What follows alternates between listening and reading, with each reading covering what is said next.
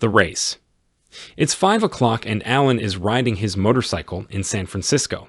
He is riding down Van Ness Street and comes to a stoplight. A red Ferrari pulls up next to him. The driver's wearing dark sunglasses. He looks over at Alan. Alan looks at him and realizes that the driver is Tom Cruise.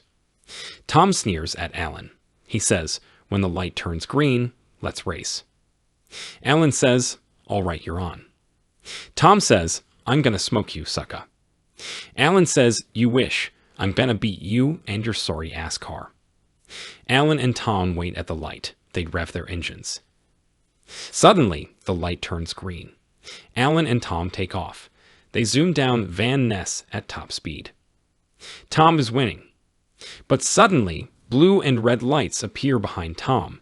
It's the police. They pull him over. Alan zooms past Tom, laughing. He yells, "Better luck next time." Alan is the winner.